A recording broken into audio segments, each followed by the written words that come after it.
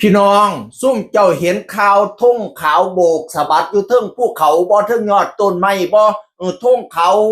บิวไปปิวมานั่นน่ะเราก็มีข่าวทางโซเชียลว่าเขมรยกทุ่งขาวเขมรยกทุ่งขาวว่าจะไปเสียใจมันง่ายๆเด้อมันทำพิธีว่ายกทุ่งขาวแล้วก็ให้เฮาย่างเข้าไปหามันก็สิยิงเฮาปังอย่าไปเสียใจอย่าไปไว้วางใจมันปานนั้นทางกองทัพภาคที่2ก็เลยออกมาโพสต์ประกาศว่าสปกท่อพ่อ2กองทัพภาคที่2ขอชี้แจงว่า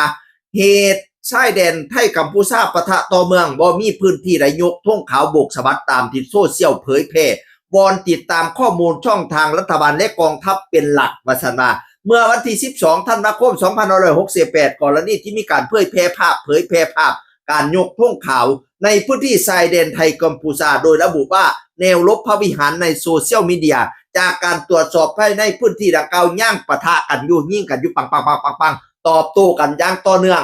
รวมทั้งไม่มีการพูดคุยเจรจาทั้งฝ่ายกัมพูชาแต่อย่างใดปะนะว่าจึงขอให้ประชาชนใส่วิจารณญาณในการรับข่าวสารข้อมูลโดยยึดข้อมูลจากหน่วยงานของรัฐบาลศูนย์แถลงข่าวสารสถานการณ์ไทยกัมพูชา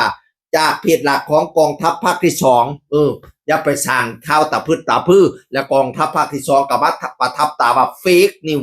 ข่าวปลอมประทับตาสีแดงเลยในรูปอันทุ่งขาวโบกสะบัดน่ะเฟกนิวข่าวปลอ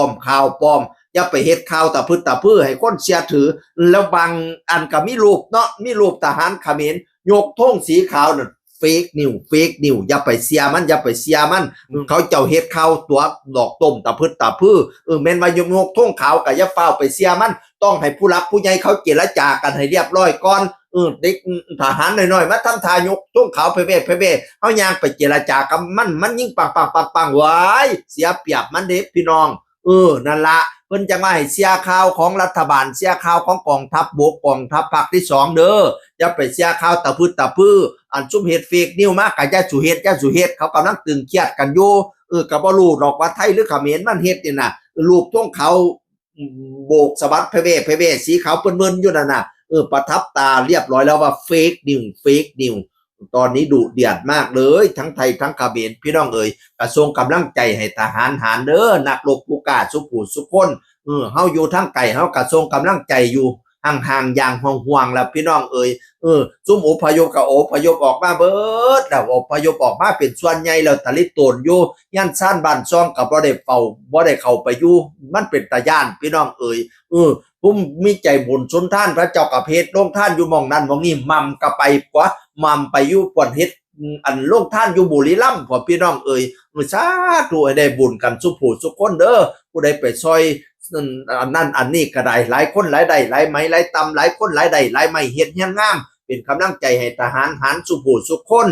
ขอให้ปลอดภัยกันสุผู้สุคนคุณพระพุทธพระธรรมพระสงฆ์ปกปักรักษาลูกเต้าเล้าหล่อนเด้ออีพ่ออีแม่เอ่ยคุณบิดามารดา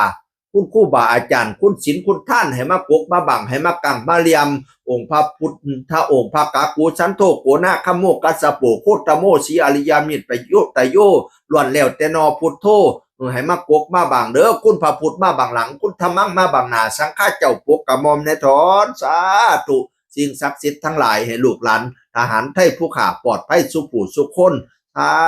ธุเสียงอื่นคนเก่าก็สู่ฟังสวัสดีครับ